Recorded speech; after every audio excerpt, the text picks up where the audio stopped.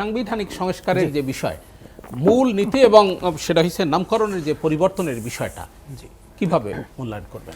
ধন্যবাদ আপনাকে।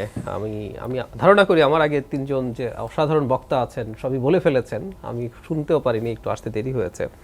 আমার অপিনিয়নটা বলি, সেটা হচ্ছে মূলনীতির যে পরিবর্তন হয়েছে দু একটাকে আমাদের একটু হয়তো রিডান্ডেন্ট মনে হতে পারে, কিন্তু পরিবর্তনটাকে আমার কাছে ভালো লাগছে। যেমন সাম্য, মানবিক মর্যাদা, সামাজিক ন্যায় বিচার, আমাদের যে প্রক্লেমেশন অফ ইন্ডিপেন্ডেন্স ছিল, ওখানে আমাদের নিশ্চয়ই স্মরণ আছে যে ওখানে আমরা অনেকগুলো এবং দিয়ে যেহেতুগুলো কি ছিল, আমাদের উপরে কি হয়েছে, আমরা এস্টাবলিশ করতে চেয়েছি যে আমরা আসলে একটা স্বাধীন দেশ চাই নাই। আমাদের প্রক্লেমেশনে ছিল নির্বাচন হয়েছিল, জিতেছি, ক্ষমতা দাও নাই, তারপরে তুমি আমার সাথে আলোচনা করলা, বিট্রে করলা, আক্রমণ করলা, হত্যা করলা, এবং তারপর আমরা বাংলাদেশের মানুষ, জনগণ একটা রাষ্ট্র চাইলাম, সাম্য, মানবিক মর্যাদা, সামাজিক ন্যায় বিচারের ভিত্তিতে এই রাষ্ট্রটা তৈরি করতে চাইলাম।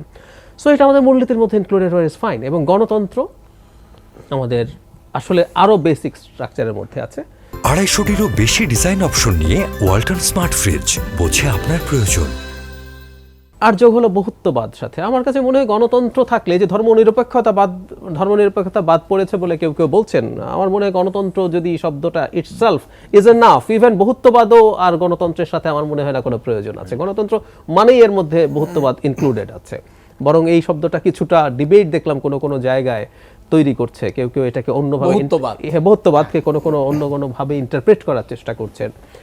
বাট ওভারঅল এই পাঁচটা নিয়ে আমার কোনো আপত্তি নেই, এবং ধর্মনিরপেক্ষতা বাদ যাওয়া নিয়ে যে শোরগোল করার চেষ্টা করা হচ্ছিল সেটাকেও আমি একেবারে প্রয়োজন মনে করি। এটা আমরা আগেও বলেছি যে গণতন্ত্র থাকলে ধর্মনিরপেক্ষতা আসলে অটোমেটিক। ধর্মনিরপেক্ষতা মানে হচ্ছে একটা রাষ্ট্রের দৃষ্টিতে প্রত্যেকটা ধর্ম ইকুয়াল রাইটের প্রতি এন্টাইটেলড হবে, এবং প্রত্যেকটা ধর্ম অনুসারী মানুষজন তার ধর্ম অনুসরণে যা যায়, এটা গণতন্ত্রের মধ্যেই বিল্ট ইন আছে।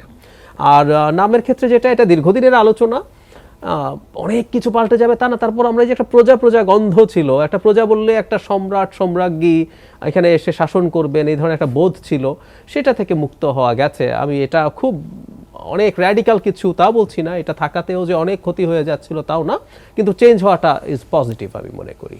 আর একটা কথা খুব ইম্পর্টেন্ট, আমার ফুয়াদ ভাইয়ের সাথে আমরা আগে এই সংবিধান নিয়ে অনেক প্রোগ্রাম করেছি, আমরা একটা জায়গায় সম্ভবত দুজনই খুব একমত আছি, আমি অন্য দুজন কি বলেছেন জানি না। মানে আমরা সংবিধান সংশোধন বা আইন যাই করি না কেন, দিনের শেষে আসলে আমাদের ইচ্ছেটা কি? আমরা খুব সুন্দর মতো লিখে ফেললাম, আমরা যদি লিখলাম এখন জনগণতন্ত্রী বাংলাদেশ, কিন্তু এসে আরেকজন সম্রাট বা সম্রাজ্ঞী হওয়ার চেষ্টা হয়ে গেলেন শেখ হাসিনার মতো, তো এই লেখাটা তো তাকে ঠেকাচ্ছে না, জনগণও আসলে নাগরিক হয়ে উঠছে না।